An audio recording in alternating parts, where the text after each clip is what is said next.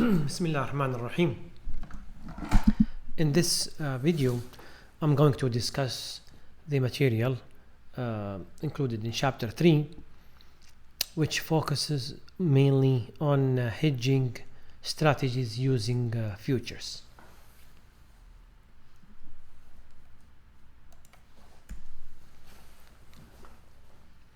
So we learned in chapter 1 that there are three major types of derivatives markets participants, and one of these types are hedgers. So many participants in the futures markets are hedgers. Now, what does it mean to hedge using futures? To hedge using futures is to neutralize the risk as far as possible. Now, hedging using futures is different from hedging using options. When you hedge using futures, you are not eliminating the risk, you are neutralizing the risk. While when you hedge using options, you are eliminating a part of the risk. Okay. Now we will learn about the idea of perfect hedges, which we will see later that they are rare, and we will learn why that's the case. And we will learn how to use futures contracts to design hedging strategies that perform as perfectly as possible.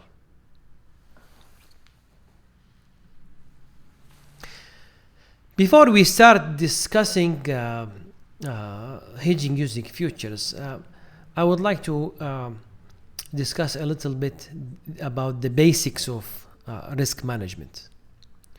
Now, we all know that firms, they convert inputs into goods and services.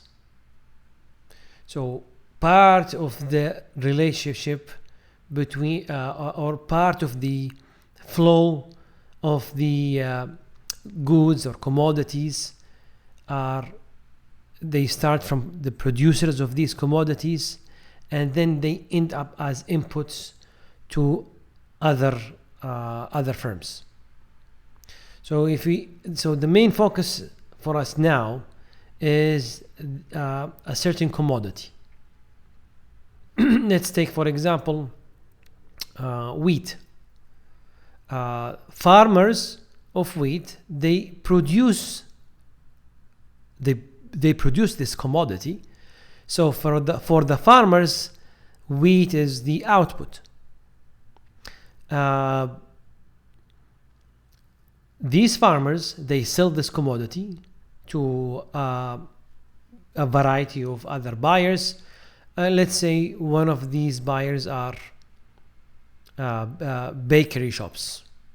So these bakery shops, they take these they take the wheat, they process it, and then they produce bakery products.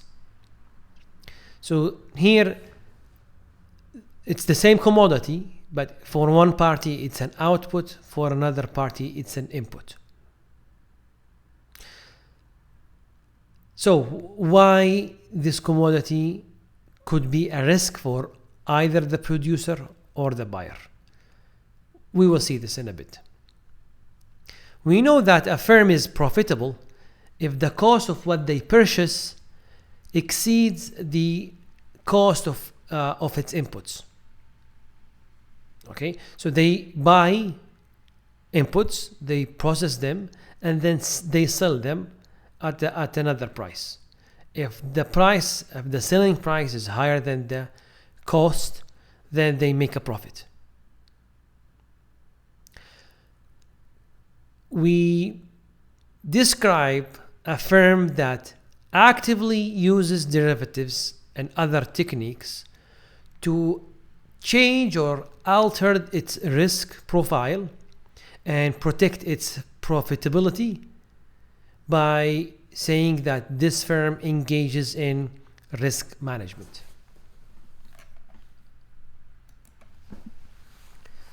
Let's look at the issue of risk management from the producer's perspective, from the producers of a commodity.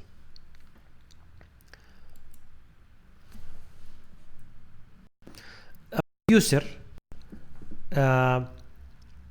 sells a risky commodity. So since he produces this commodity, and since the producer is concerned that the prices will go down, then we can say that this producer has an inherent long position in this commodity. Because for any trader, any investor, any owner who has a long position in an asset, he is always concerned about the prices going down. If the price went up, then that's what he is hoping for, and that what he is looking for. But when the prices go down, then he might incur a loss. Now, when the price of the commodity decreases, assuming that the other costs are fixed, the selling price is fixed, the firms when the price of the commodity which he sells decrease, assuming that the cost of producing this commodity are fixed, then the firm's profit decreases. Now, is there a way to hedge the company's profit against this down movement in the commodity's price? Yes, there are at least two strategies. It involves using options, which are shorting a forward contract. And when you short a forward contract, you ensure that the minimum, you ensure that the selling price will be the price included in the forward contract. Okay, so here you don't care really about what will be the price in the future, because you entered into an obligation to sell the commodity at a certain price agreed on in the forward contract. Now, it might turns out that the price will go up in the future. For you, you are willing to accept the fact of you might lose a higher revenue for the sake of a reduced uncertainty. And this is what forwards and futures provide. They provide with a higher certainty, but at the cost of the possibility of losing a potential higher revenue. The other strategy you can use to hedge a profit is to long put options. So you take a long position in a put option, and this will guarantee a minimum selling price for the commodity. If the price went up, there is nothing that forces you to sell at the strike price of the option. You can sell it at the market price. But if the price went down, which you are concerned about or which you are afraid of, then you ensure that you will be able to sell at the price, the strike price of the put option. Now let's look at engaging in risk management from the buyer's perspective. Now, a buyer that faces a price risk on an input that he uses to produce the goods and services has an inherent short position in this commodity. Why did we say the buyer has an inherent short position? Because for the buyer, he is worried that he will lose if the price of the commodity went up. And a trader or an investor who has a short position in an asset is also worried that the price will go up, because when it comes the time to close the short position, he will pay a higher price for the asset, and he sold it for a lower price, so he will incur a loss. Okay, so here the inherent short position is mainly because the buyer will lose if the price of the input or of the commodity went up. Why that's the case? Because when the price of the input increases, the firm's profit decreases, assuming that the selling price of the goods and services did not change, and the price of the inputs increased. Then what will happen is the profit will get squeezed by this increase, while not being able to change the selling price of the products and commodities and services. Sorry. What are some of the strategies to hedge the buyer's profit? One is taking a long forward contract. So you enter into a long position in a forward contract. You ensure that you will buy the commodity sometime in the future at a certain price you agree on with the counterparty of the forward contract. Again, it could happen that the prices in the market will decrease at the time when you really want to buy the underlying asset or the commodity. But for you, if you hedge using forward contracts, you sacrifice this possibility for the sake of having the certainty that when you buy the underlying asset, you will buy it at a certain price, nothing else. Another way or another strategy to hedge the company's profit is by taking a long position in call options. So when you take a long position in call options, you ensure that the price the price at which you can buy the commodity will be a certain price and nothing higher. So if the price increase in the future, you can exercise your call option and buy the commodity. If the prices went down, then there is nothing that forces you to exercise or to execute the option contract, so you can directly go and buy from the market.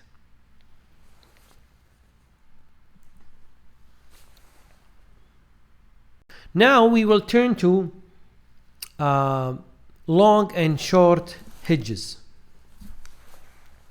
A long futures hedge is appropriate when you know you will purchase under the commodity or an asset sometime in the future, and you want to lock in the price.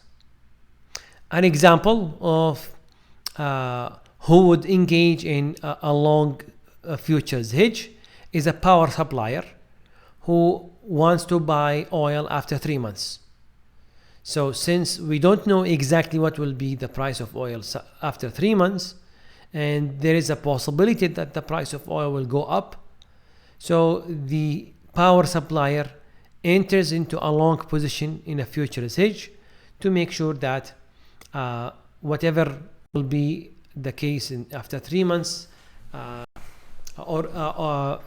the supplier doesn't care, since he knows how much he will pay today after 3 months. Another example is an importer who needs to buy Swiss francs in 4 months. So again, if you want to buy Swiss francs in 4 months, you have this risk that you don't know what will be the exchange rate. The exchange rate might increase after 4 months. So to avoid this uncertainty, and this importer enters into a long futures hedge to lock in the exchange rate of the Swiss franc.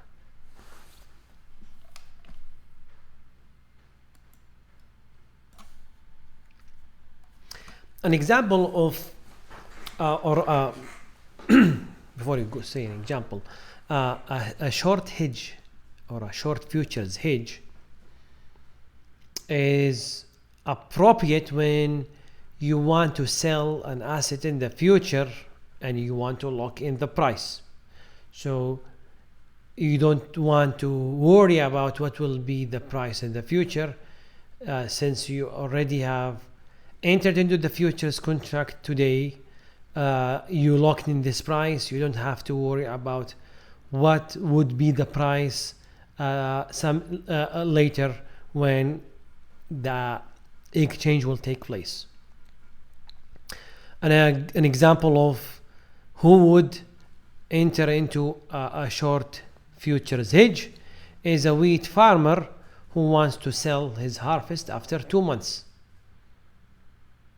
So the farmer today does not know what will be the selling price for his harvest after 2 months. So in order to avoid this uncertainty, the farmer would enter into a short position in a futures contract to lock in the selling price. Similarly, an exporter who would receive euros in 6 months would also and let's say this exporter made an agreement that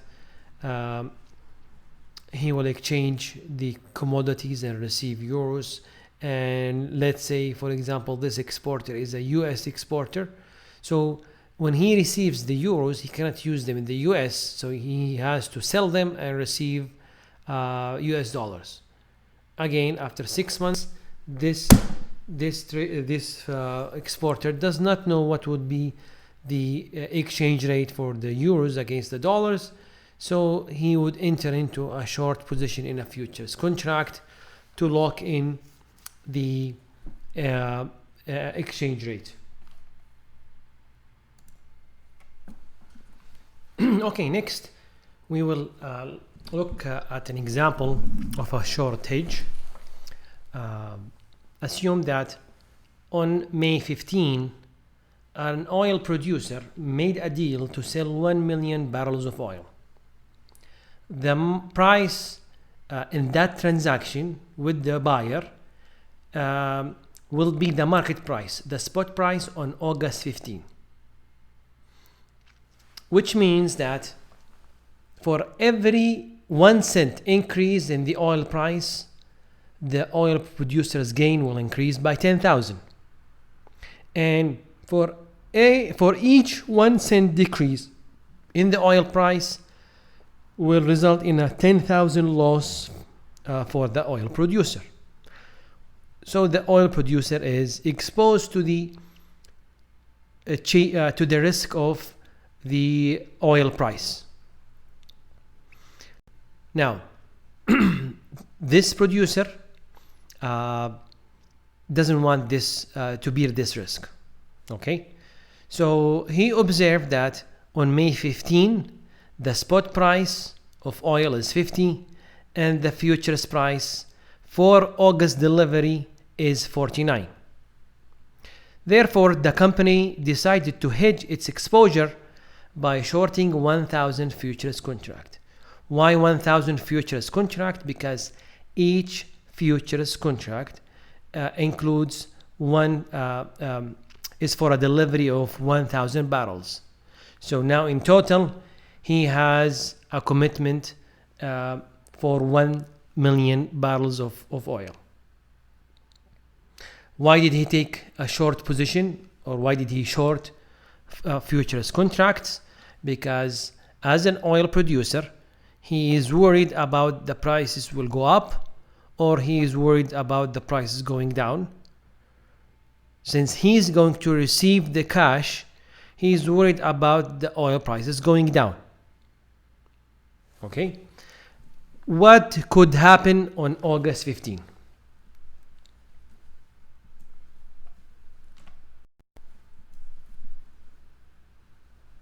So let's show you the situation in the timeline. Here, so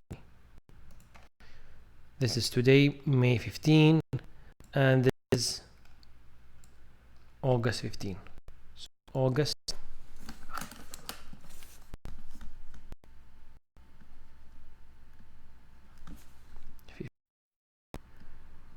And this is May 15.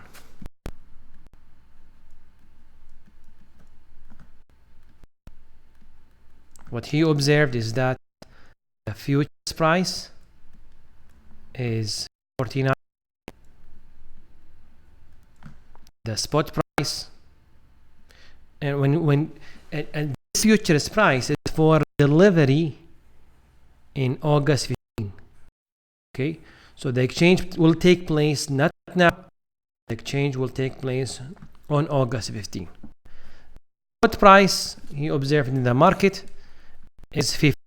Do we really care about what is the spot price on May 15? The answer is no, because he is the transaction he made with the buyer mentioned that the exchange of oil and cash will happen in August 15. So there will be no exchange of oil and cash today. That's why, and there is no other, according to the example, there are no transactions that will take place today. So we really don't care about what is the spot price today. Now, in terms of the possible scenarios that can take, that could exist on August 15. So on August 15, either the spot price will equal to,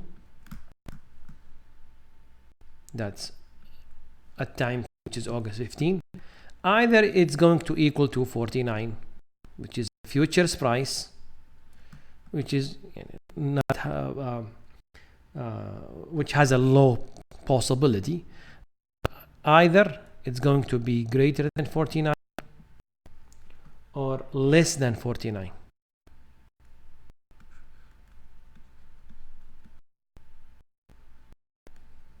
Okay, let's see. Let's take one of the first example. Now, on August 15, let's assume the spot price we observe in the market is 45, which means the futures price for delivery in August is very close to 45. From where did we conclude that this will happen to the futures price? If you remember, in chapter 2, we discussed the convergence between the spot price and the futures price. So as we come closer to the delivery date or the expiration date of the futures contract, what happens to the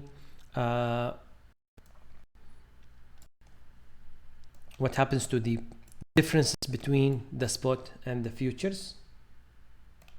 Okay, so this is the spot, the changes in the spot, and this is the changes in the futures price. So you can see that they become, the difference between them becomes smaller and smaller until on the last trading day. Okay, and let's say in our case, the last trading day for this contract is August 15. What is the spot price? If the spot price is equal to 45, and what should we expect the futures price will be for delivery on August 15. On August 15. Again, what would be on August 15 the futures price for delivery on August 15?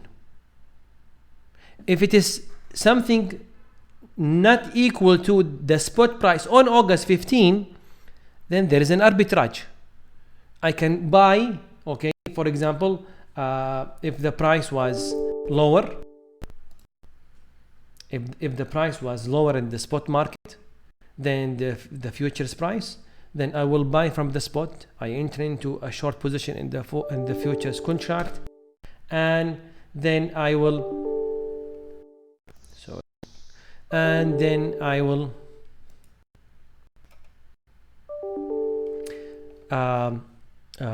receive. I will deliver the commodity to the person who took a long position in the futures contract, and I make a profit. So we should predict the futures price on August 15 for delivery on August 15 to be also 45.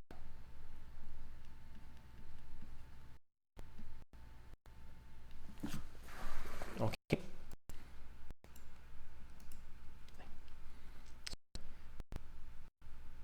Now the company will close its futures position. Why does it want to close its futures position? Because it doesn't intend to deliver the 1 million barrels of oil to the counterparty in the futures contract. It only entered into this transaction or in this futures contract to lock in the selling price. And we will see now how really the company was able to lock in the selling price. Why? Because remember, the company signed a deal with a buyer to deliver 1 million barrels of oil for delivery on August 15. Let's see how much the company gained or lost, and what is the company's total revenues from this transaction. So let's move this. Okay. Now, the company took a short position at 49, right? And then it closed its futures position by taking a long position when the futures price is 45. So times 1 million barrels of oil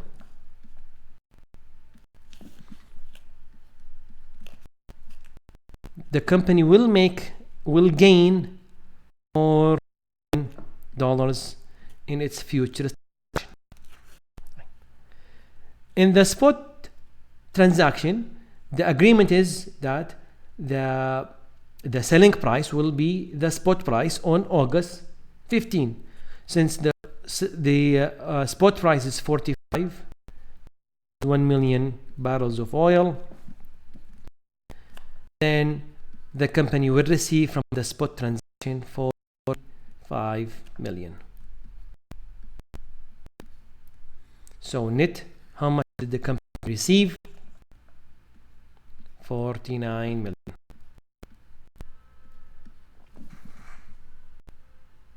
Okay. Now, I want you to keep the amount the company received in the first case in your mind, and let's look at the second scenario. The second scenario is that on August 15, let's say instead of the spot price being below 45, now it's higher than 49. Now it's higher than 49. So let's assume that the spot price is 55. And when the company closes its futures position, the futures price for delivery in August will be very close to 55. Okay? Which means in the second scenario,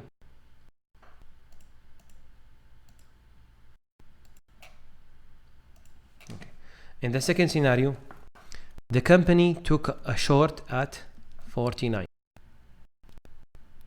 Okay, and then it took a long at 55.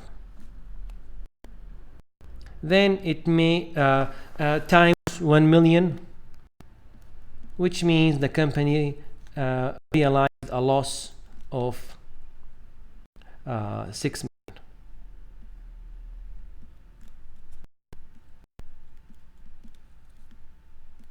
So the company lost in its futures transaction. Right. How about the spot transaction? Well, the company will receive 55, the spot price, according to the agreement with the client. 55 times 1 million. So in net or total, the company will receive 55 million from the spot transaction.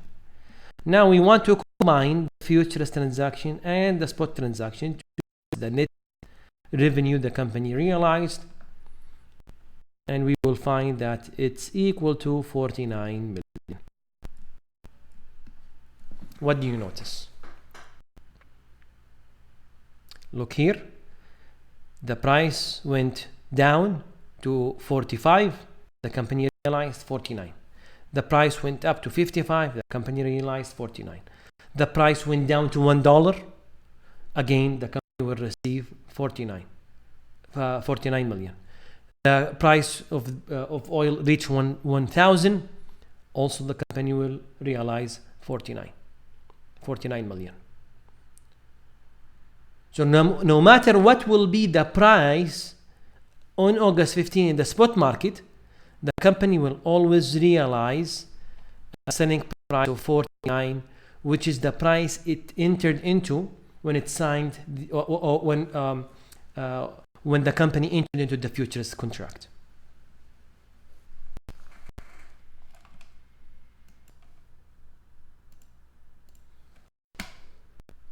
Okay, we looked at a short hedge example. Let's look at a long hedge example. And again, a long hedge example, if we want to remind ourselves, is appropriate when the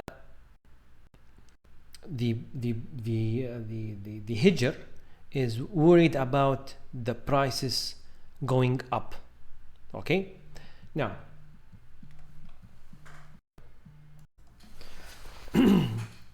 let's take a long hedge example.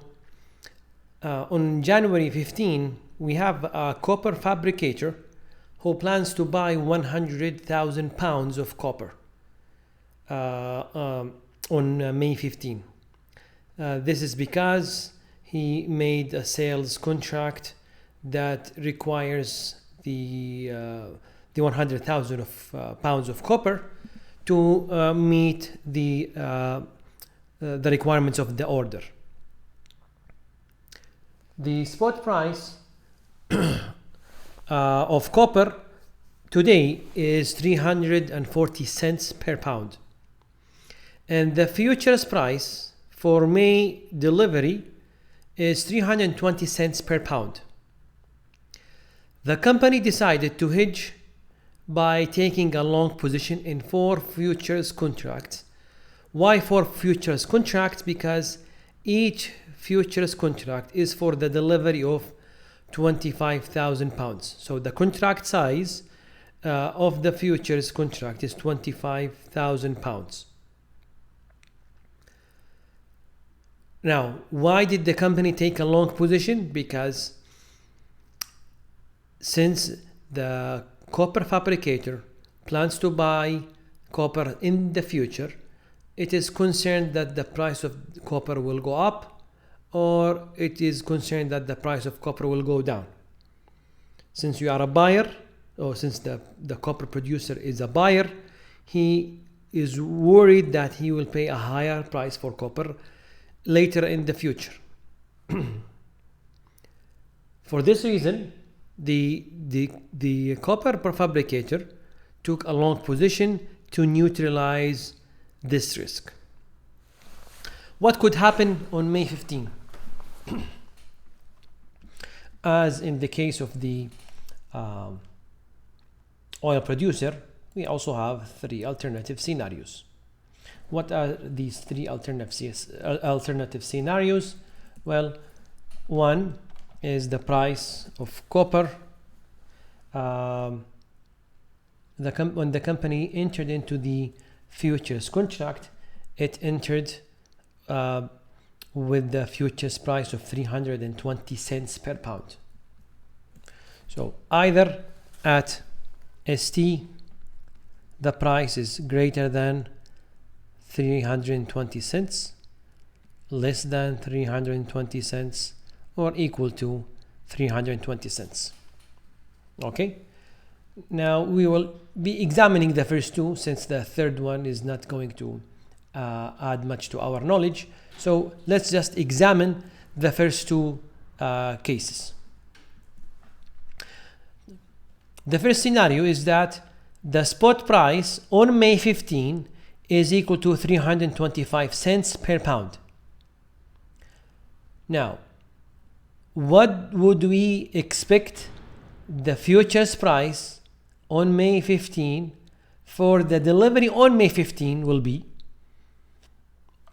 It's going to be also very close or equal to 325. If that's not the case, then there will be an arbitrage opportunity. So what did the company do on May 15? It closes its futures position and it's going to buy from the spot market directly. Now one might argue, why didn't the company assume the delivery of the underlying from the short trader or the short investor in the futures contract? In other words, why didn't the company use the futures contract to get the 100,000 pounds of copper? Well, there are many reasons. One of them is because probably the company wants to avoid transportation costs, because it is possible the delivery of copper according to the futures contract is very far from the location where the copper fabricator is located, and probably he has a neighbor company in which he usually gets his needs of copper. So it's better for the copper fabricator, instead of assuming the delivery or waiting until the contract until after the last trading day, and then assume the delivery of the underlying of the futures contract, which might result in a significant transportation cost. So for the copper fabricator, it is optimal to close its futures position and go and buy directly from the spot market, where he is used to do that regularly. Now, what happened in the first scenario? The spot price is equal to 325 cents. So it's gain or loss from the futures transaction. The company, when it entered into the long position, the price was 320 cents. When it closes its futures position, it's going to be 325 cents per pound. So times 100,000 pounds. Now I would make a small adjustment here by considering the amounts in terms of the price, the futures prices in terms of dollars instead of cents, because when we express the gains or losses, we usually express them in terms of dollars, not cents.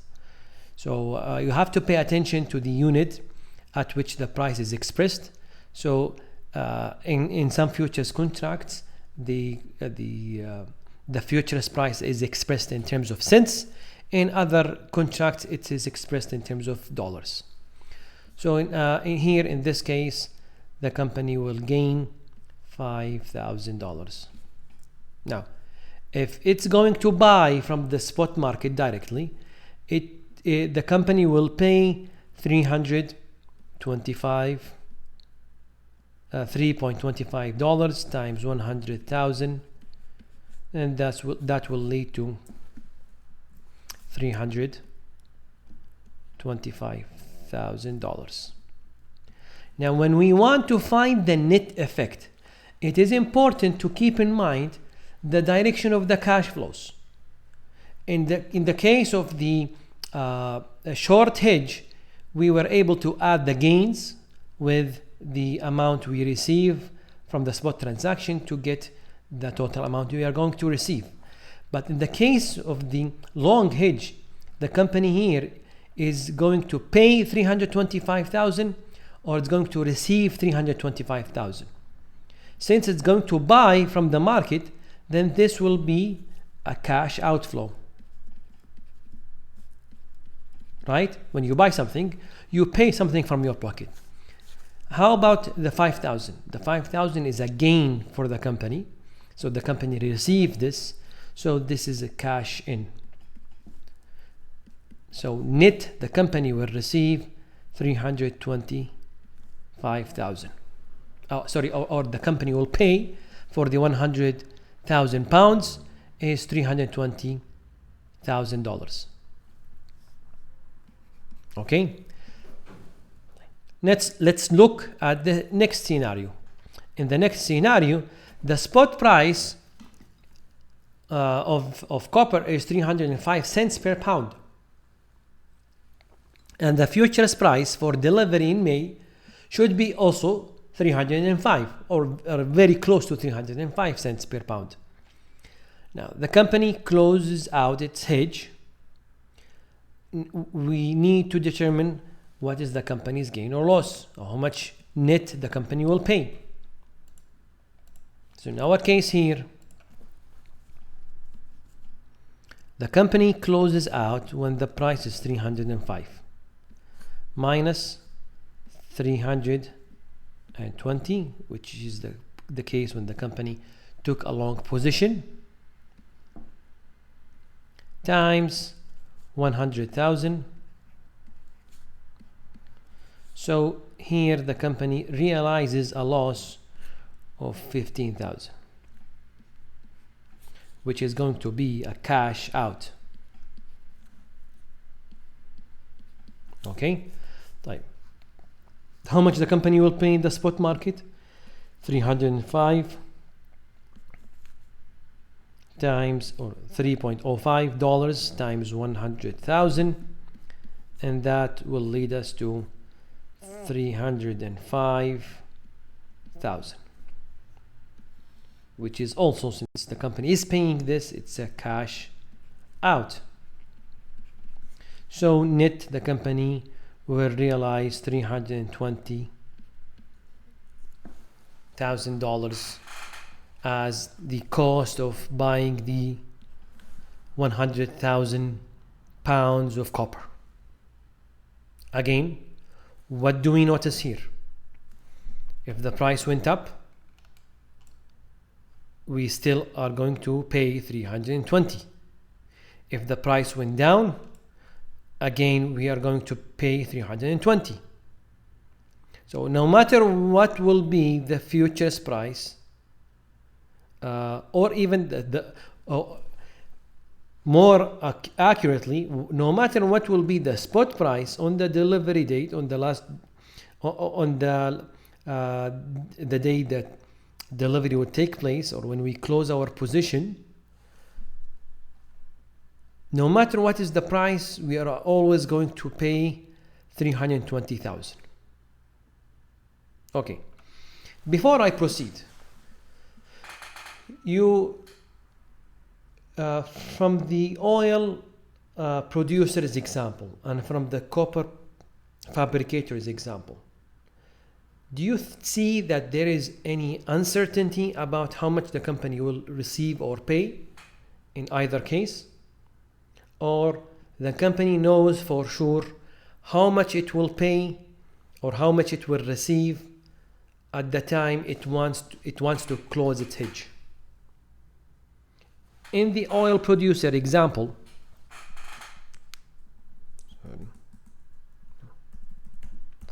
in the oil producer's example, 1 minute please.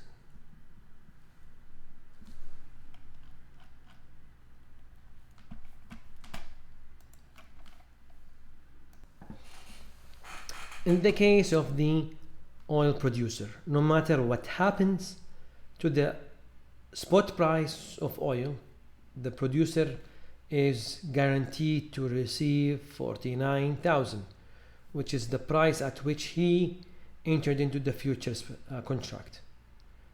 Also, for the long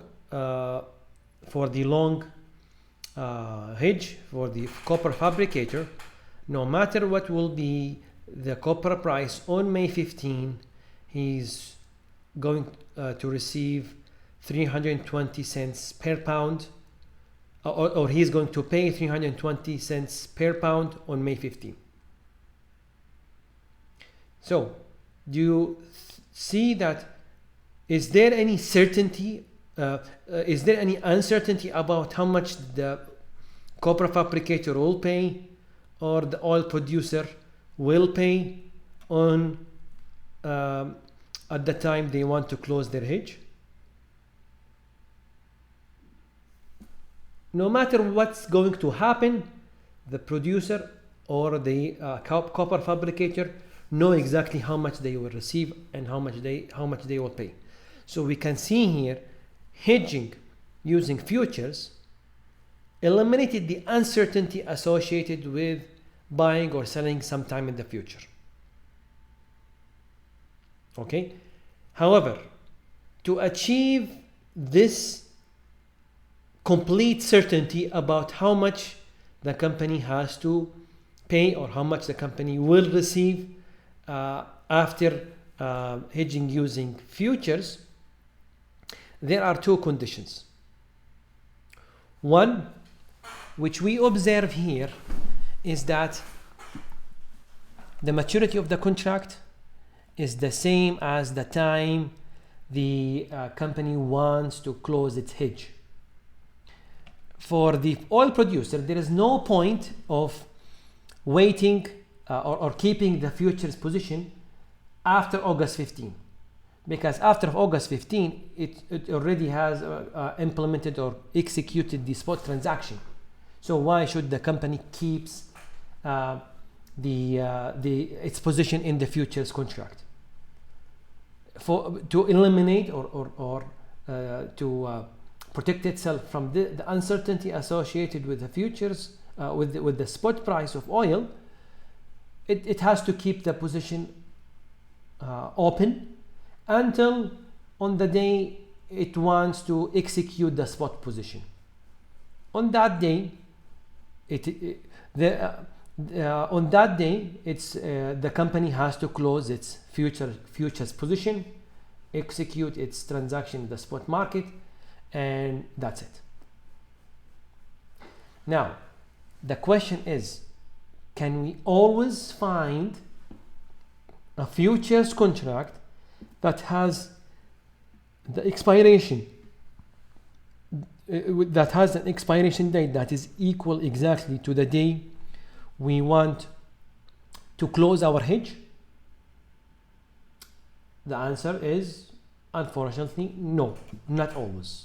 It's rarely that we can achieve a perfect hedge, because the elements of a perfect hedge are two elements. One, the underlying asset must be equal to the asset we want to hedge.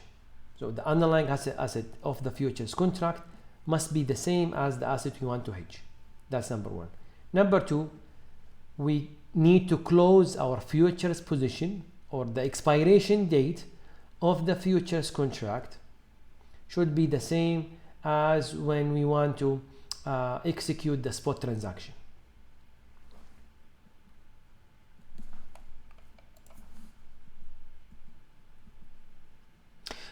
Before we proceed with our discussion about the cases when we don't have a perfect hedge, here I'm going to quickly describe arguments in favor and against hedging. Now, one argument in favor of hedging says that, or indicates that, companies should focus on their main business and take steps to minimize risk arising from interest rate, exchange rates, and other variables. Why? Because these factors or these variables are outside of their first expertise. Second, it is outside of their control. So since the company usually in a business other than dealing with interest rates or dealing with exchange rates or dealing with commodity prices, and these factors are outside of their control, it is better for the company to hedge to minimize the risk associated with these factors and use the company's resources to focus on its main business. Arguments against hedging says that indicates that shareholders are usually well diversified and can make their own hedging decision. This is one of the famous arguments against hedging, which indicates that instead of managers doing the hedging on behalf of their shareholders, they can hedge their portfolios, or they hedge their holdings of the asset, and the managers should not interfere. So if the investor wants to assume the risk or wants to be exposed to this risk, the investor can protect himself or herself by hedging using futures. But if not, then if the investor wants to have this kind of exposure, then they will not engage in hedging. Now, a major assumption this argument is based on, which is that shareholders can make such hedging strategies, which is not always necessarily the case. Second, shareholders have the same expertise and the same information about the company, about its business, as the shareholders, which is also not realistic. Another argument against hedging indicates that it may increase the risk of the company by engaging in hedging when the competitors do not do that. A very common example is companies in the jewelry industry. As most of you might know, if you want to go and buy jewelry, then usually you ask first about what is the price of the gold today. So what's the price of 1 gram of gold? And the price of gold today could be different from the price yesterday, could be different from the price tomorrow. It depends on the gold market. Now let's assume that we have two companies. One is called the hedging shop,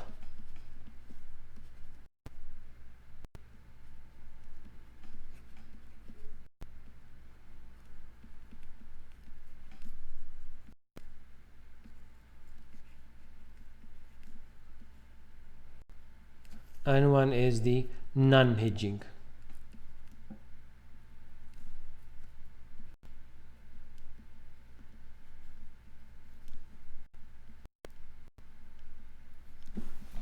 Now the hedging, decided to hedge their purchase of gold. So they were able to lock in the price of gold to be 150 grams, 150 riyals per gram. And the practice in the industry is that all the buyers, since there is no one buyer who dominates the market, and it's almost a fully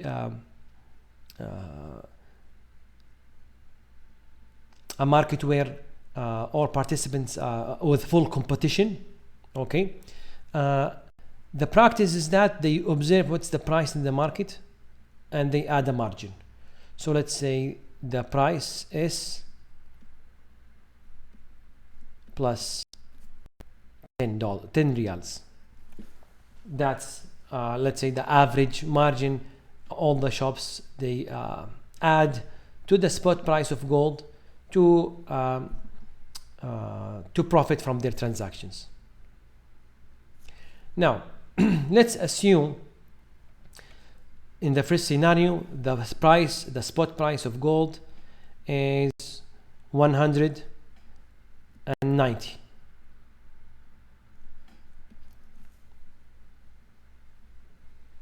Okay, so the non-hedging company will be able to sell will buy at 190 and sell at 200. The hedging company also will not charge a lower than what its competitors are selling, because it wants to have a higher margin and there is no rationale for charging a lower price. So also the hedging company will sell for 200. We will notice that the margin for the non-hedging company is 50 in this case, while the margin for the non-hedging company is 10. Okay, so because the hedging shop hedge its purchase of gold and it's going to lock in a price for gold per gram of 450 and it's going to sell at 200, it will realize a 50 real as a margin for its sales of gold. Well, someone will say, see, this is a good example why the company should hedge. Well, the price in the market is not fixed. The price in the market is fluctuating. So maybe today 190, tomorrow maybe 100. Let's take an example. If the price reach 100, so S was 900, 190, and then S is equal to 100. Here the company will charge or will sell its gold at 110 as its competitors are charging. So the non-hedging company will sell at 110. If the company charge higher than 110, no one will buy from this shop. If the company charged less than 110, then it's lowering its price for no logical reason. Now, the cost for the hedging company is 150. The cost for the non-hedging company is also still 100. So the non-hedging company will realize a margin of 10. The non-hedging company, the hedging shop will realize a loss of 40 reals per gram. What do you notice here? in which case there is a certainty about the company's profits. In the hedging shop, in the case of the hedging shop, or in the case of the non-hedging shop. In the case of the non-hedging shop, you can see that no matter what is the spot price of gold, they will always realize a profit margin of 10. Here, after hedging, the hedging shop, at first, it realized the 50 real as profit if the price went up, but if the price went down, it will realize a loss of minus 40. So in here, it illustrates that by hedging, the company, it increased the risk of its cash flows. There is a more volatility now in the cash flows relative to the case of non-hedging. So in this scenario, it makes sense that, or the message we get from the second argument is that hedging is not always appropriate for all types of industries, for all types of companies. If the business model is similar to what we saw in the jewelry industry, then it's going to increase risk if we hedge, especially all of the competitors are not doing the same. Okay. The last argument, which is also sometimes which is valid also, states that explaining a situation where there is a loss on the hedge and a gain on the underlying can be difficult. Let's go back to the case of the oil producer.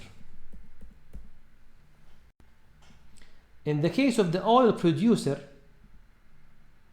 if the company, if the price of oil went down to 45 and the company was able to lock in a profit, lock in a price for oil at 49, then the your manager will be very happy of your achievement.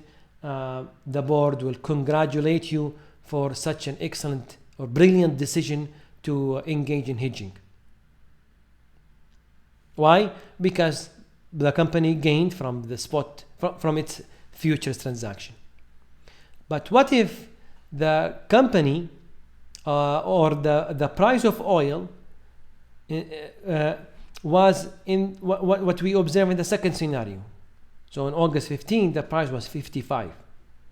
And because of the hedging, the company lost 6 million. So you might hear from the CEO or your manager, why did you engage in the futures contract? You are playing with this contract and look what happened to our profit. We lost 6 million. You might argue and try to explain, well, if the price went down, we will benefit.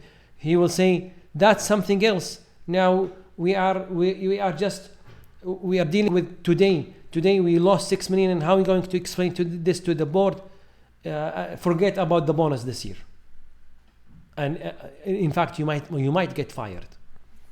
So this fear of what could happen, what could be the outcome of the hedging, might distract or discourage managers from engaging or engaging in hedging, unless the board of directors approve a hedging program. So, and this is what is the practice in industries where many companies do hedge. They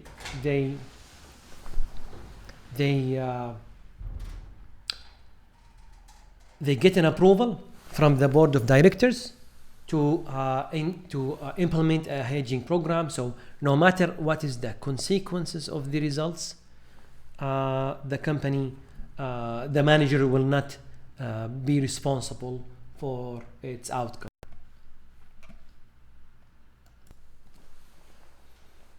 Okay, now we want to examine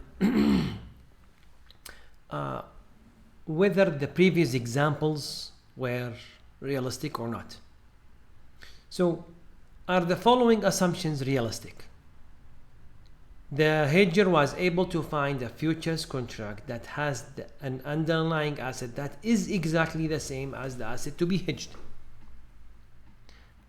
This assumption means we will be able to find always an underlying asset of a futures contract, or more appropriately, a futures contract that has an underlying asset for every asset available in the world. Well, it is the case that, for example, in the CME group, there are futures contracts on a wide range of assets, but the assets included in the CME group are not conclusive. It's still, there is a limitation on the assets available for futures contracts. So first assumption is sometimes true, but not always. The second assumption states that the hedger was able to determine exactly when the asset will be bought or sold. Also, this assumption could be true sometimes if you have an order that you need to deliver in the future, or for example you made an agreement to sell something sometime in the future. But do we know always when we want to buy or sell an asset with 100% certainty? This assumption also has its own problems. Finally, the previous examples assume that the futures position could be closed at the same time the sales transaction will take place, which means that the expiration date of the futures contract is always the same date the transaction will take place. Is that realistic? Also, that assumption has its own problems. Why? Because the number of months in which there is an expiration date for futures contracts are also limited, and even if the expiration is going to happen on the same month, I might have the transaction, the spot transaction might be at the beginning of the month, and the futures transaction will be at the end of the month.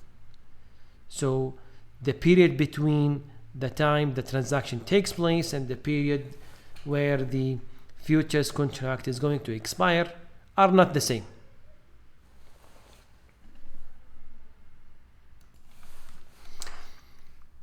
Here I want to revisit the oil producer example, just to illustrate more clearly the idea behind a perfect hedge.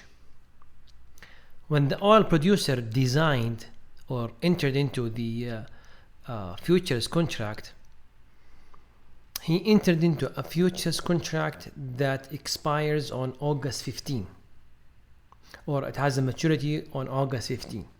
Why? And simultaneously on the same day, the spot transaction with the buyer of the 1 million barrels of oil is going to be on August 15. Now, if the spot transaction is going to be on August 15, then the oil producer must close his futures position on August 15. It happened that in that example, the closing of the futures position is the same as the date on which the futures mature, or which is August 15. So here, in that case, in that scenario, the company is not exposed to the fluctuation in the spot market. And only in this situation, where also the closing will be on August 15, the company or the oil producer will realize or will achieve a perfect hedge. Now, let's assume that in another example that the futures contract mature on let's say May 15.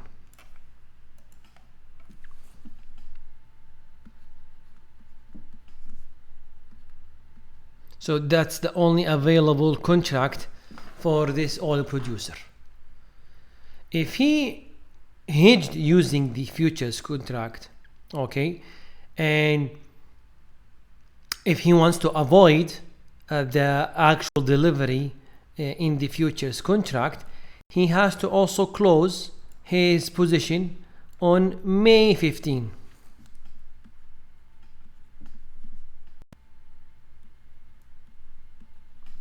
But the spot transaction will take place on August 15. So is the company now one thing is the futures price when the company close out its position on May 15, Is it the same as the spot price on August 15? Of course, we don't expect that to happen. So it is possible that when he close, he will receive probably a higher price or a lower price than what he will be receiving in the spot market. So there is a period in which the oil producer is exposed to this uncertainty about what will be the price or the net price he will receive. The fact that there is a possibility that the spot transaction will be at a different time than on which the contract will mature, or on which you have to close your position, your futures position, will expose hedgers to what is called the basis risk. Before we explain the basis risk, let's just agree on a definition of a basis. The basis, the definition of basis could differ from one textbook to another. In the textbook we are adopting, the basis is always the difference between the spot price of the asset to be hedged minus the futures price of the contract used. So the basis risk arises because of the uncertainty about the basis when the hedge is closed out. Okay, so if we close out, let's say in another example, instead of the futures mature on May 15, okay, let's assume that we are going to close on a different date. So here, the date on which the spot transaction is the same, it is August 15, and the futures will expire on September 15. Okay, so when we are going to close our position in the futures contract, are we going to close it on August 15, or we will keep it until the futures expire on September 15? Since the transaction is going to take place on August 15, there is no point of keeping the futures position open. So we have to close the futures, our futures position on September 15.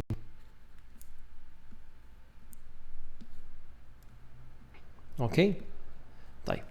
Now on September 15, we are going to take an offsetting position in our futures position. Do you think the spot price on September 15, on August 15, do you think the spot price on August 15 will equal to the futures price of the underlying for a delivery on September 15? That's not the case. If you remember from the chart where there is a convergence between the spot and the futures, at any time before the expiration date of the futures contract, there will always be a difference between the spot and the futures. Do we know today? Do we know what will be this difference between the spot price on August 15 and the futures price on August 15 for delivery on September 15 for the contract on which the delivery will take place on September 15?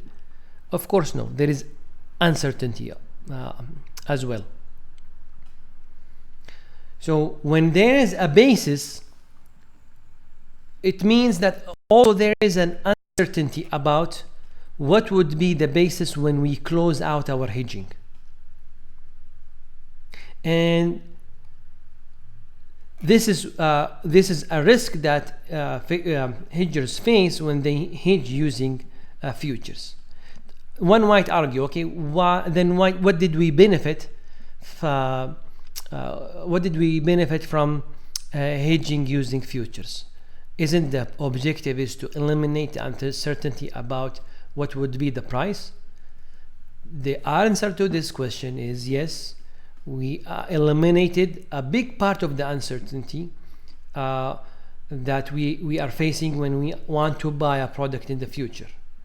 Why that's the case? Because remember, there's a relationship between the futures price and the spot price times e to the power of RT. That's a general formula. We will look at chapter 5 and learn more variations of this formula.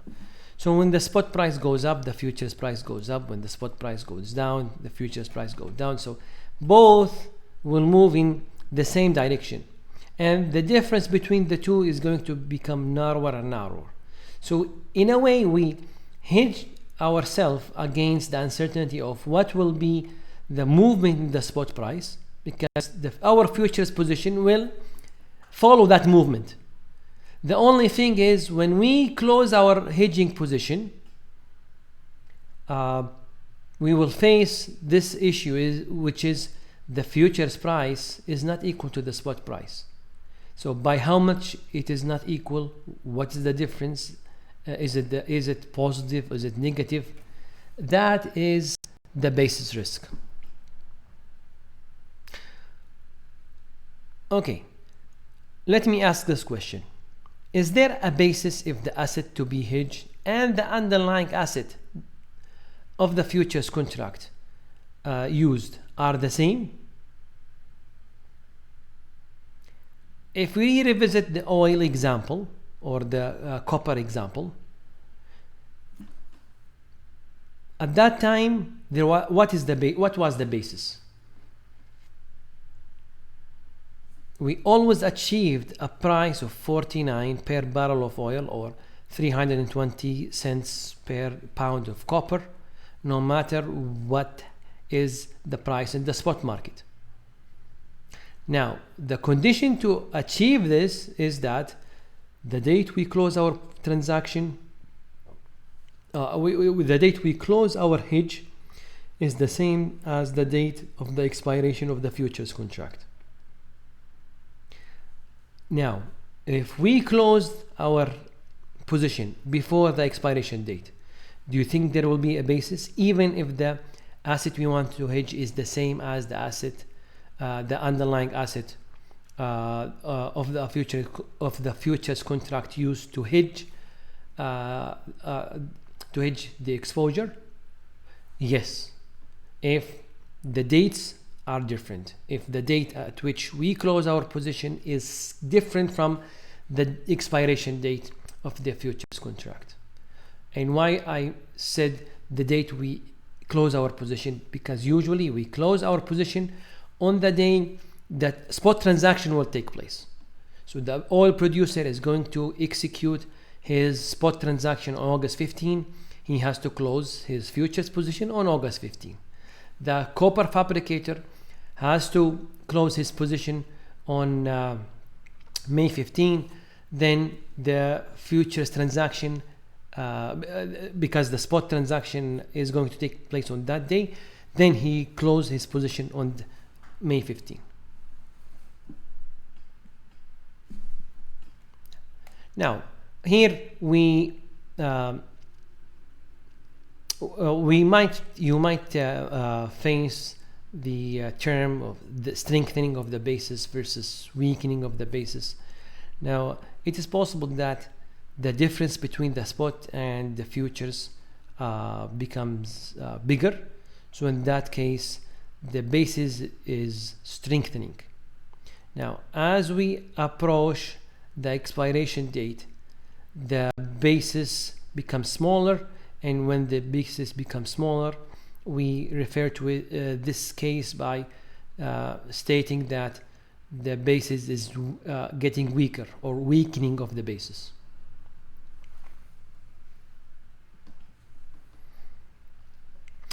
Before we proceed, let's agree on some notation.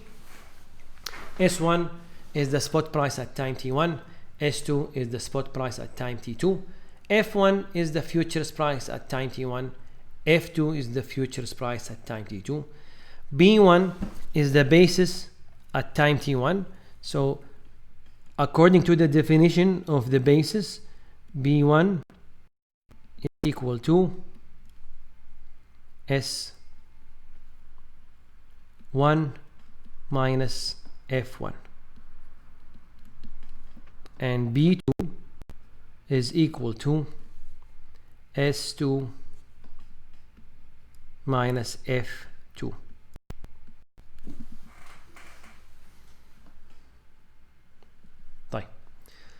Let's look at this example. The spot and the futures prices at the time the hedge is initiated are 2.50 and 2.2 respectively.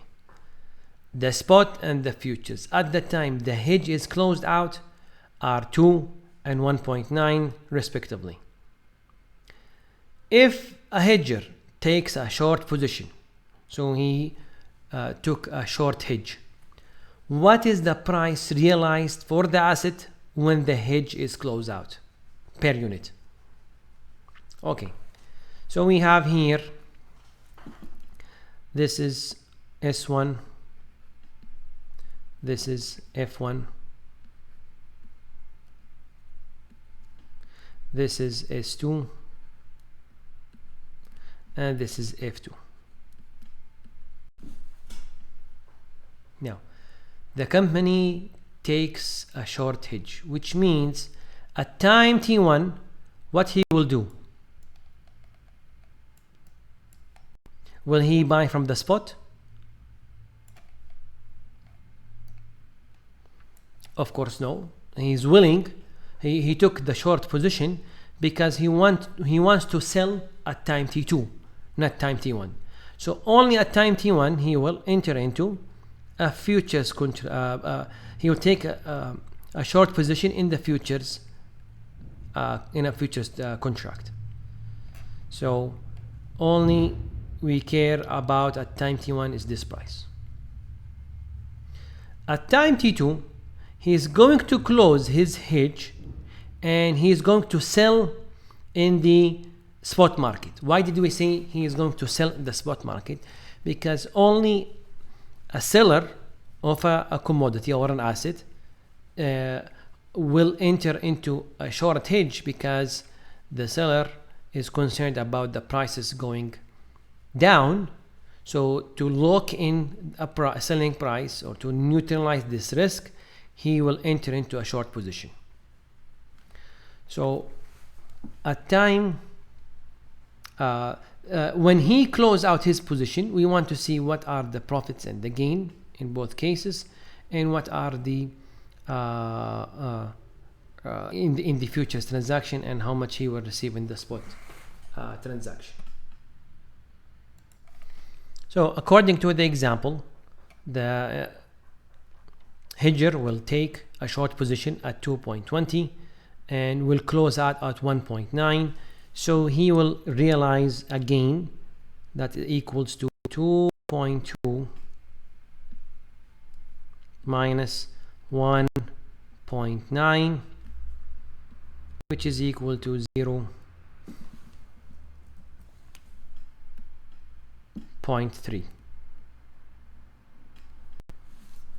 That's the futures transaction. How about the spot transaction? He is going to sell at 2.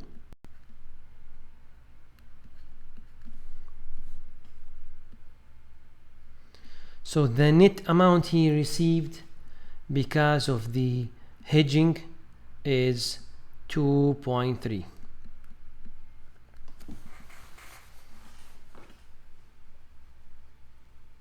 Notice, unlike in the case when the oil producer realized the same price at which he entered into the futures contract, here there is a difference between the price the hedger at which he entered into the futures contract and the price he realized,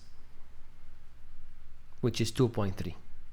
So this is an illustration that, well, there is an uncertainty about how much will be the net price we realize if I'm a short hedger, because of the existence of the basis. What is the basis at time t2? So if we want to see the basis at time t2 is basically b2 is equal to 2 minus 1.9, which is equal to 0.1. Okay. In the second example, if a hedger takes a long position, what is the price realized for the asset when the hedge is closed out? Now here the same timing, but with different positions at time t1 and at time t2. So in the futures market, the long hedger took a long position at 2.2, and who would take a long hedge? Will a buyer take a long hedge, or a seller will take a long hedge? Someone who is going to sell in the future, or someone who is going to buy in the future? Well, if you take a long hedge, it means you are worried about the price going up, and only buyers are concerned about the price going up, because if the price went down, they will be happy. They don't have a problem with that. They only have a problem when prices go up. So at time t1, the long hedger entered into a long position at 2.2. To close his position at time t2, he will take a short position. So net loss, he will realize a net loss in the futures transaction that is equal to minus 0.3. And to make it more intuitive, we need to keep in mind this minus 0.3, it's a cash out. Okay. Now, the only reason the long hedge, the hedger will take a long hedge is because when the hedge is closed out, he's going to buy from the spot market. So he will buy at the spot price at time t2, which means also the 2 here is a cash out. So net the long hedge will pay minus or 2.3, and we can put the minus because it's a cash outflow. So the realized price, since we are dealing with prices, there is no price with the negative. Okay, so it's better just to. So the net realized paid, net realized price paid by the long hedge is 2.3. Again, we notice it's different. This is not the case, or this case is not similar to the case of the copper fabricator. In the copper fabricator, the net price paid per pound of copper was $3.2 per pound, or 320 cents per pound, which is exactly the same as the price at which he entered into the futures transaction. Here, the price realized is different than the price in the at which he took a long position, and that is basically because of the existence of the basis at time t2.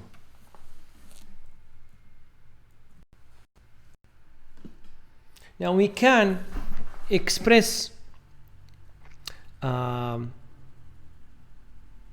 net price paid or the net price realized in a much straightforward way.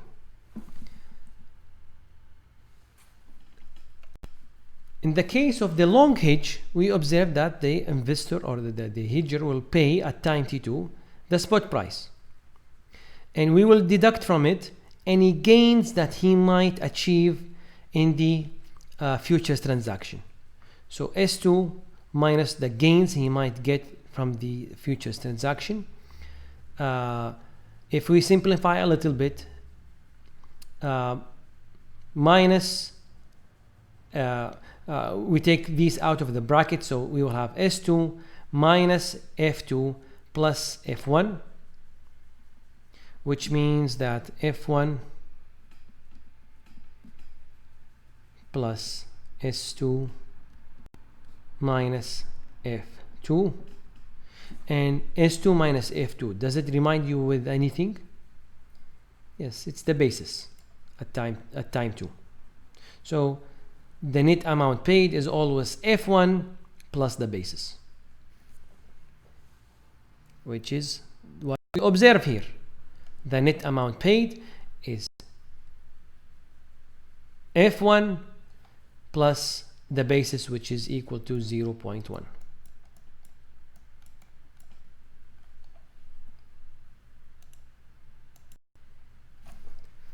Okay, how about for what would be the case for the short hedge? Also in the short hedge, the hedger will receive the price S2 from the spot market. We add to it any gains or losses he will achieve from the futures transaction. So in the future transaction, he entered into a short at F1 minus the long at F2. If we simplify and we take F1 here and S2 minus F2, again we will have F1 plus B2. Okay, so the net amount received or the net amount paid is always going to be F1 plus the basis at time T2. Okay, now we want to discuss how we would hedge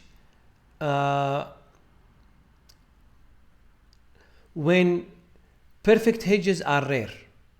What do we need to decide, or what are the elements of the hedging decision we have to keep in mind whenever we want to hedge? Well, there are 4 major elements that we will be discussing in more details. The first one is the choice of the futures contract.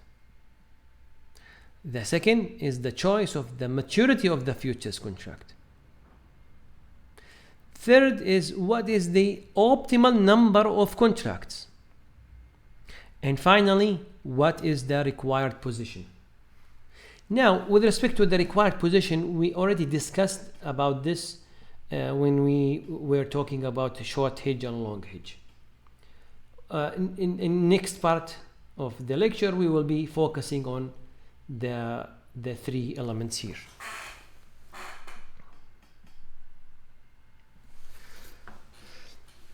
If we start with the choice of the contract, there are two aspects or 2 elements or 2 factors we have to keep in mind. First, what is the underlying asset or what is the asset underlying the futures contract? For example, let's assume we want to hedge our production of dates, and there are no futures contracts on dates. What determines, or how can we hedge our production of dates, or of our harvest of dates? Okay, this part is or the choice of the underlying asset of the futures contract focuses on this issue. The second is for a certain futures contract, there are different or multiple delivery months. Which one should we choose? For the choice of the delivery month, there is no particular rule or there is no theory that will describe what should we do. However, there is a good rule of thumb that can guide us with this issue. What does this good rule of thumb indicate? We need to choose a delivery month that is as close as possible, but later than the end of the life of the hedge.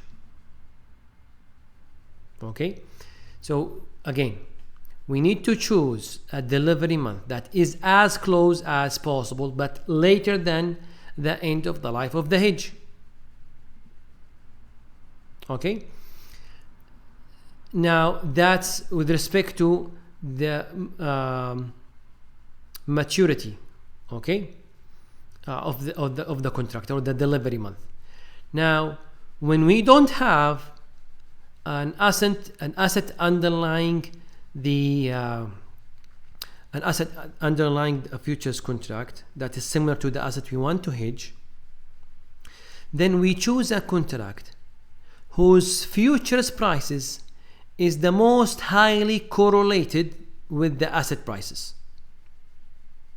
And doing this is called cross hedging, which we will be focusing a lot in this chapter. So with respect to the choice of the delivery month, this timeline here explains the idea. Now, suppose that we have a futures contract with delivery months on July, on September, on November, on January, and we want to close our hedge on October. So which contract should we choose? According to the rule of thumb, we should choose a month that is as close as possible. Okay, this applies on November and September, but later than. So in this case, we only choose the contract that has a delivery month on November 21. Next, we will be focusing on the idea of cross hedging. Cross hedging refers to the case when the hedger's exposure is different from the asset underlying the futures contract that is used for hedging.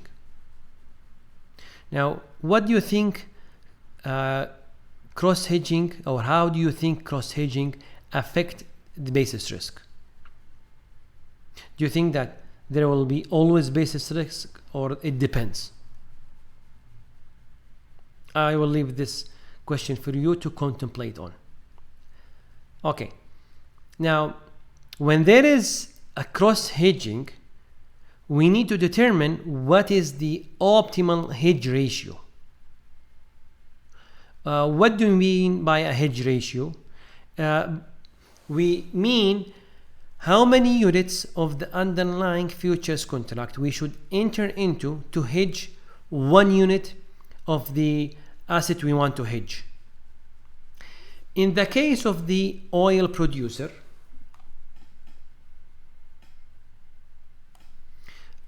the hedging ratio was 1 to 1, or was 100%, or is equal to 1, which means for every barrel of oil I'm exposed to in the spot market, I need to enter into 1 barrel of oil in the futures contract to perfectly hedge my position.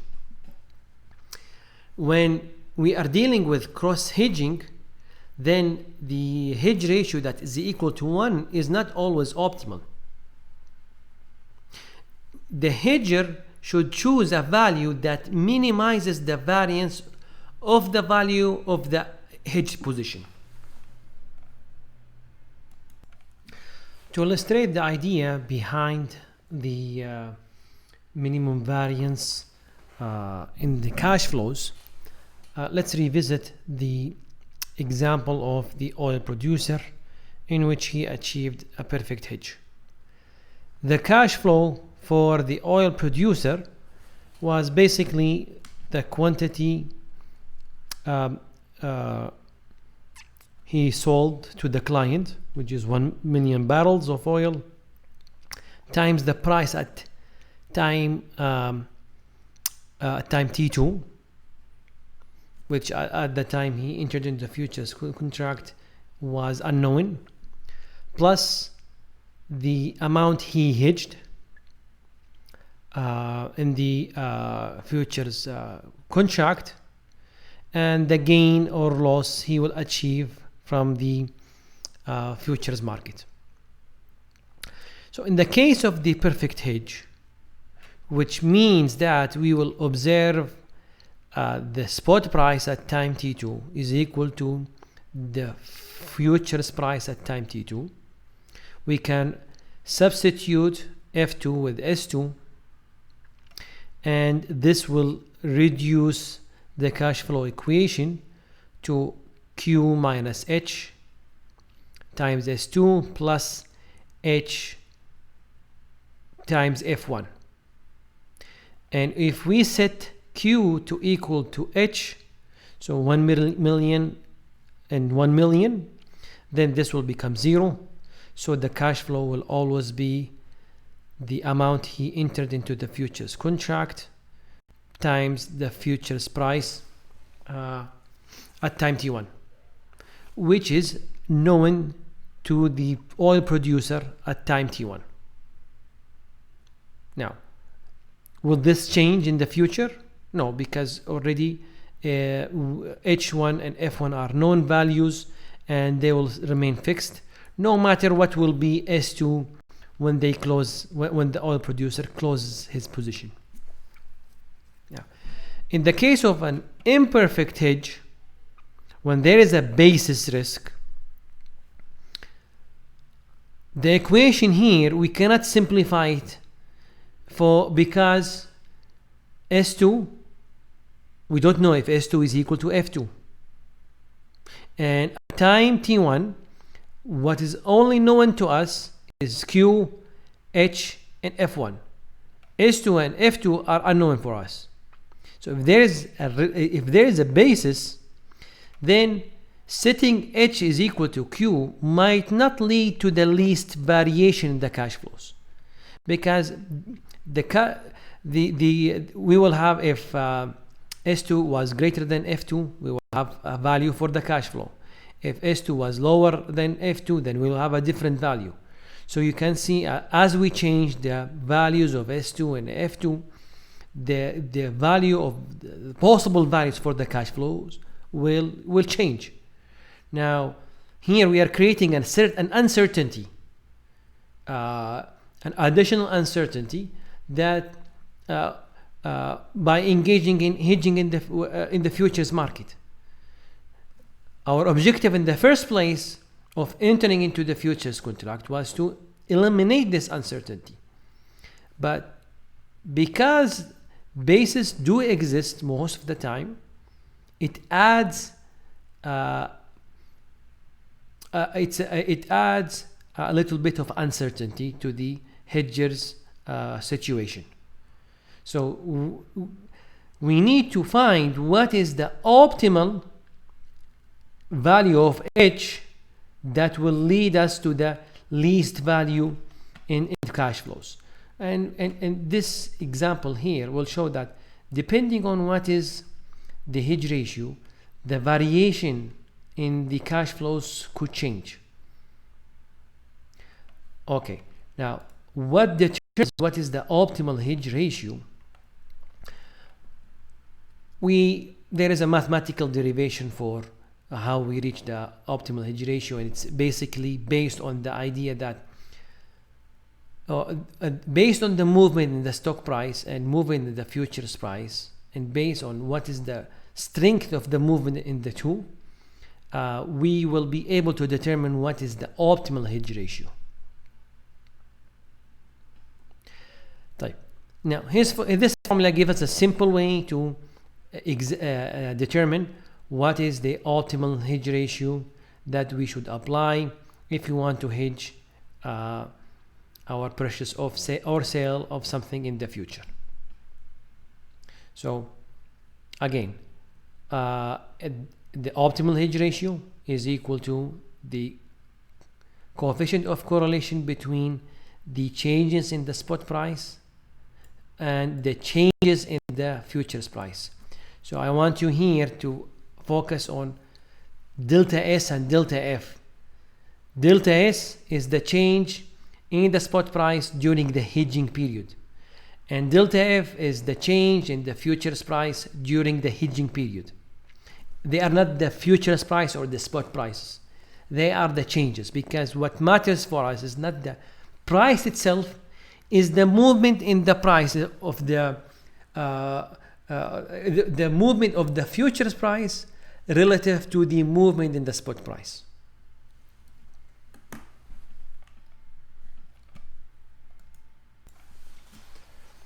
To illustrate the way we need to calculate the optimal hedge ratio, we need to determine first how we can calculate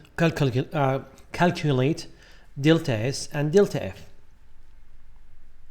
And the basis to calculate these variables is based on what is the maturity of the hedge we are targeting.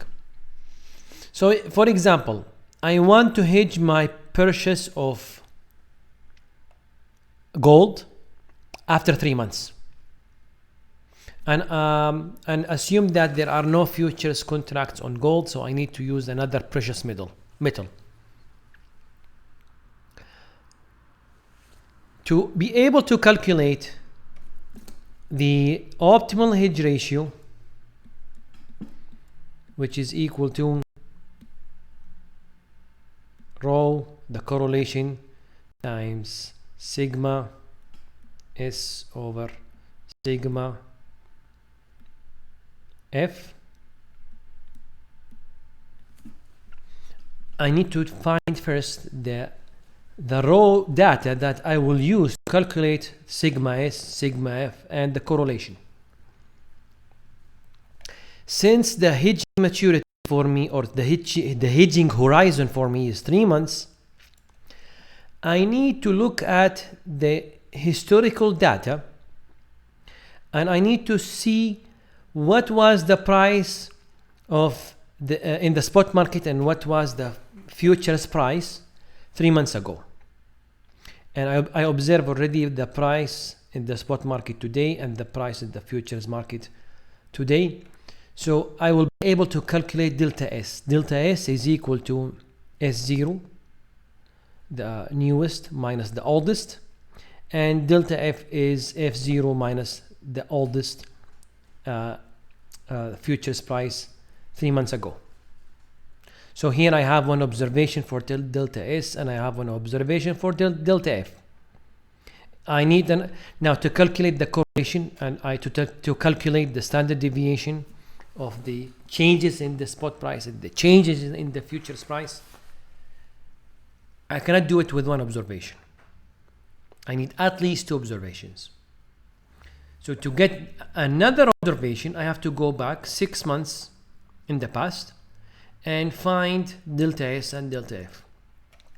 Now, from the statistics course, we know that to get an accurate estimate of the standard deviation and the correlation, we need at least 20 to 30 observations.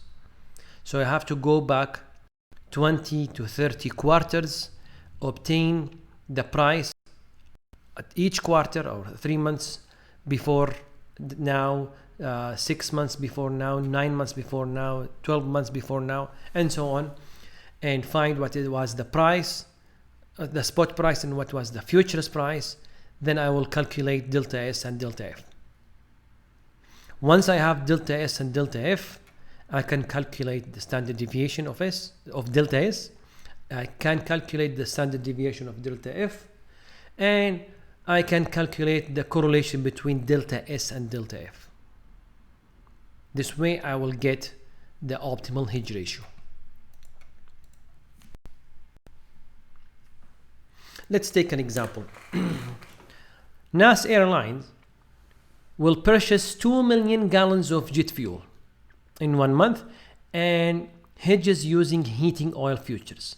Why it hedges using heating oil futures? Because it's well known that in the financial industry that there are no futures contracts on jet fuel. So if there are no futures contracts on jet fuel, how can airlines hedge their purchase of jet fuel? They have to used the cross hedging, and the analyst at NAS Airlines decided that the best contract to use to hedge its purchase of jet fuel is the heating oil futures. Now, the analyst found from historical data that sigma F is equal to 0.0313, delta S is equal to, sigma S is equal to 0.0263, and the correlation between delta S and delta F is 0.928. Okay, we calculating the optimal hedge ratio led us that it equals to 0.78.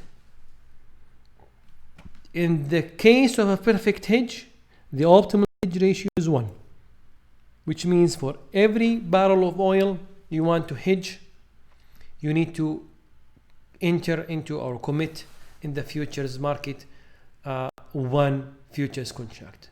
In the case here, for every barrel of oil or for every 1 gallon of jet fuel, you need to engage in 0.78 gallons of heating oil futures.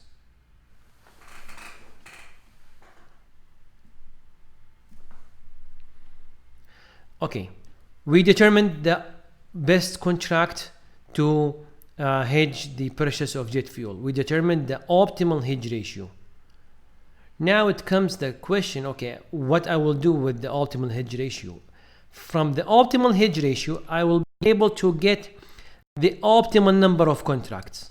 So when I want to execute the hedge, I know how many contracts I should take a long position or a short position depending on what type of hedge I want.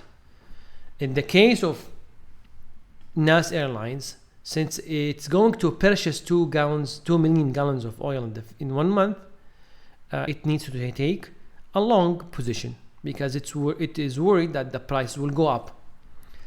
Now, the optimal number of hedge ratio, the optimal number of contracts is basically the optimal hedge ratio times QA divided by QF.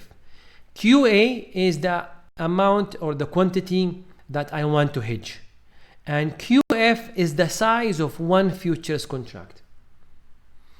The size of one futures contract in heating oil futures is 42,000, and I want to hedge 2 million gallons of oil, so I will get the optimal number of contracts is approximately 37 contracts.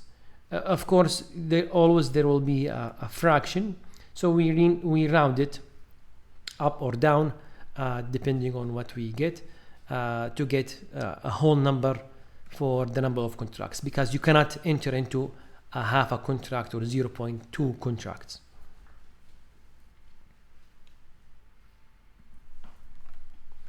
Now, sometimes we face a problem that we do not have enough historical data to calculate the optimal hedge ratio using the first method. One reason maybe the futures contract is new and we don't have enough historical data to come up with a significant or an accurate estimate of delta S and delta F, sigma S and sigma F, and correlation coefficient. So alternatively, we can use instead of delta S and delta F, the way we explained it before, we will use the daily changes, the percentage of the daily changes in the spot and the percentage of the daily changes in the futures. Then we calculate the standard deviation of this percentage daily change in spot or in the futures. And we also calculate the correlation between the daily changes in the spot and the future. And then we will be able to get the optimal hedge ratio. So if we used the alternative method, and usually this alternative method is also used when we are dealing with futures contracts and there are daily settlements. So because there are daily settlements and there are daily changes in my margin account or daily gains and daily losses, I need to use the second calculation of the hedge ratio. And if I use the second calculation of the hedge ratio, which is H hat, to find the optimal number of contracts, I have to multiply H, the hedge ratio, the optimal hedge ratio, times VA divided by VF. Now, VA is the value of the position being hedged, which means it's the spot price times QA. VF is the value of one futures contract, which is QF times the futures price. Okay. Now, in the previous example, if let's assume that there are daily settlements and NAS Airlines need to hedge its purchase of the 2 million gallons of jet fuel in 1 month, then we need to calculate the optimal hedge ratio. So to calculate the optimal hedge ratio,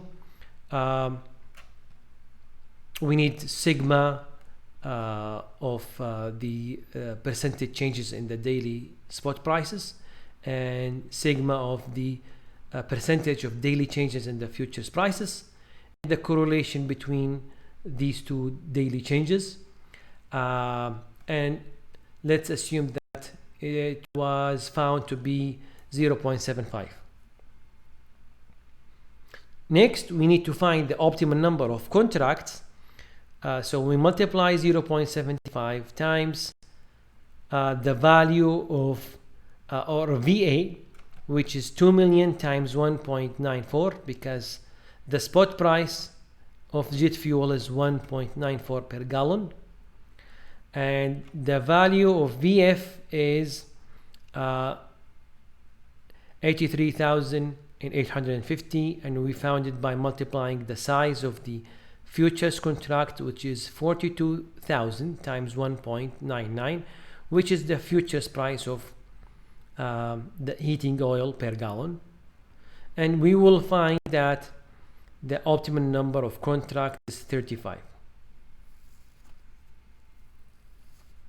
Okay, so you can see here that there is a difference between the optimal number of contracts when we don't take daily changes into account, or there are no settlements, no daily settlements, or when we are just taking the pure definition of delta S and delta F as the daily changes in the spot price, the change in the spot price during the hedging period, which is in the example I showed you 3 months, or in NAS Airlines 1 month. And when we use the daily changes, the percentage daily changes in the spot, we observe the prices on a daily basis.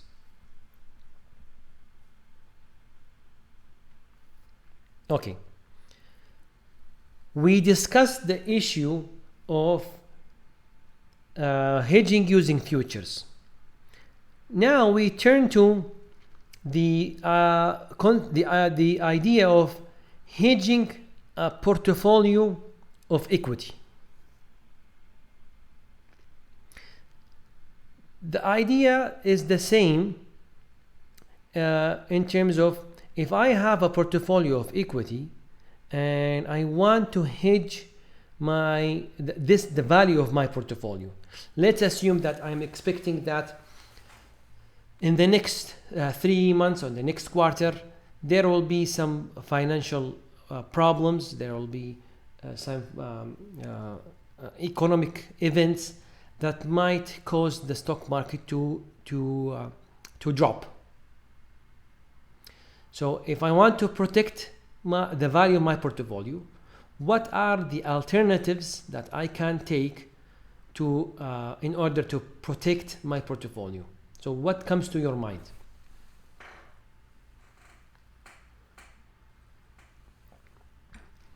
Okay. One way to protect the value of your portfolio is by hedging using futures on stock indices. Okay. Now, to hedge the value of your portfolio using a stock index, we need to find beta for its portfolio. Why we need to find beta for its portfolio? Because the idea that underlies the CAPM, the capital asset pricing model, indicates that investors are not rewarded for bearing idiosyncratic risk or firm-specific risk. They will be only compensated for bearing systematic risk. So we know that for any stock, there is a firm-specific risk and there is the market risk or the systemic risk. Now, beta is a measure of the systemic risk, and to determine the optimal number of contracts to hedge the value of your portfolio, so N is equal to beta times VA, which is the value of your portfolio, divided by VF, which is the value of one futures contract at the time you initiate the hedge.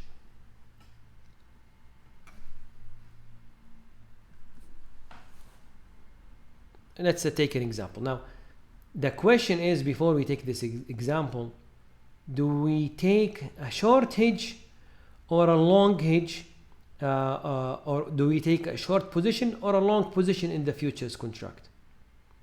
You own the portfolio, right? So when you own the portfolio, are you worried the prices will go up? The value of the portfolio will go up, or the value of the portfolio will go down? Of course, you will be concerned about the value of your portfolio going down. So to hedge from this or to neutralize this risk, you can use futures on a stock index. In this example here, the price or the futures price of an S&P 500 futures contract is 1,000, and each futures contract is on 250 times the index futures price. So this is how futures on stock indices work. First, there are no daily, there are no actual delivery of the underlying, which is the stock index, because it's a hypothetical portfolio of stocks. These types of contracts are settled financially. Okay. And in the futures, for example, the CME group, they have two versions of the S&P 500 futures. So they are the original futures contracts, which value is 250 times the index futures price, and there is a mini version which is $50 times the index futures price, because the first one is not it's not suitable for small individual investors. The smaller one, the mini version, is much more suitable because it has a lower value, so it has a lower the exposure the trader will have on the mini version is smaller than the original version of the futures contract. Okay, if you want to determine what position in the futures contract is necessary to hedge the portfolio, we know that N is equal to beta times VA over VF, which means if beta of my portfolio is 1.5 and VA is 5 million, the value of my portfolio, and the futures contract or the VF is 250 times 1000, which is 250,000. This will lead to N is equal to 30.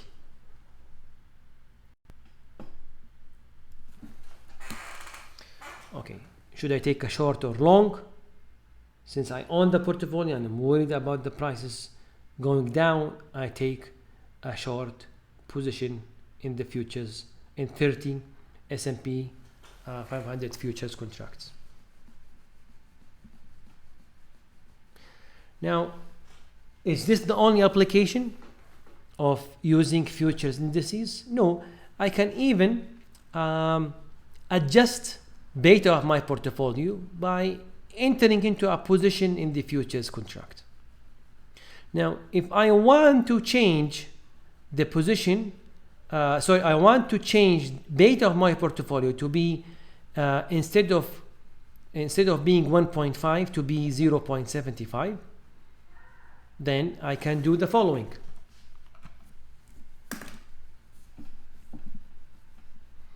To calculate the optimal number of contracts, I always take the beta I'm targeting minus beta of my portfolio minus beta that I am targeting, okay, times VA over VF, which is 5 million divided by 250,000. This will give us 0.75. This will give us 15 contracts. I need to short 15 contracts. What if instead of reducing beta of my portfolio, I want to increase beta of my portfolio? Can I do that? Definitely. And the way to do this is by taking N is equal, sorry, here is not N is equal, and star is equal to beta of my portfolio of my portfolio minus beta that I'm targeting times VA over VF, which is 5 million divided by 250,000, and this will give me minus 10. What does it mean minus 10? Since we said in the first case I'm going to short 15 contracts, when the number of contracts is minus, it means I'm going to take a long position in 10 contracts. And this is logical because if I want to increase beta of my portfolio, increasing beta of my portfolio in a regular cases that does not involve futures. How can I increase beta of my portfolio, assuming that there are no futures contracts on stock indices? Shouldn't I buy more stocks with a high or a higher beta than my portfolio's beta? By doing this, I will increase beta of my portfolio. So the same logic applies here. If I want to increase my beta of my portfolio by using futures on stock indices, I take a long position, and this way I will increase beta. So I will increase my exposure to the market. If the market moved up, then I will gain in the futures market, and I will gain in my portfolio. But when I'm hedging, and when I take a short position, if the market went down, the value of my portfolio will go down, but the value of my futures contract will go up. So that will offset, the gains will offset the losses. So here it shows my exposure to the market will be smaller or lower. Why do I need to hedge equity returns using a futures index? Well, now, if you want to be out of the market for a while, as I said, for example, you expect that in the next 3 months you have to you expect that there will be an economic conditions that might cause a drop in the stock market. So one way to do this is selling all your holdings in the portfolio, right? And when the event passes and the conditions in the market improves, you buy again the stocks you bought, maybe at a lower price or at the same price, and in this case you protected the value of your portfolio. But what is the problem with this practice? If you have a portfolio of 50 or 15 or 10 stocks, it means that you will pay commission fees on each one of them when you sell them, and it means you will pay commission fees again when you buy them. So this practice of selling and buying again involves a huge amount of transaction cost. When you do or when you hedge your portfolio using stock index futures, you avoid this kind of risk, this kind of expenses. Okay, so you don't have to pay a huge amount of transaction cost or commissions to preserve the value of your portfolio. We conclude this chapter by discussing briefly the problem of what if the hedging horizon that I'm targeting is is larger than the available expiration delivery months in the futures contracts. So let me illustrate. To illustrate the idea of a stack and roll, let's assume that we are targeting a hedging horizon of 2 years. Okay, so I want to hedge my sales, for example, of the underlying asset after 2 years. And the problem is, in the futures market, the longest maturity I can find is only 6 months. So what should I do? Well, the idea behind the stack and roll is that you enter into a short position at time 0.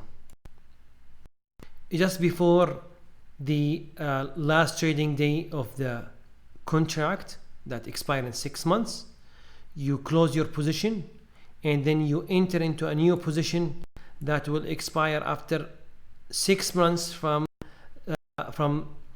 the time you close your position, and you continue to do this until you reach the last the time where you want to you want to end, or you want to close the hedge completely. So the time you want the end of the life of the hedge that you are targeting. Okay, Now, this idea might look attractive, but the problem with it is that if the movements in the futures market were in the loss direction, so let's say the prices in the spot, if I took a short hedge and the prices in the spot were rising, so and I took a future position, I took a short position in the futures contract, then the prices will fall, and sorry, the futures prices will also increase as the spot prices will increase. So I will gain in the spot, but my gain is still unrealized, and I will realize the losses in the futures contract. And if I'm dealing with the futures market, there will be margin calls, and there I might face a liquidity problem. And there is a very famous example where a company a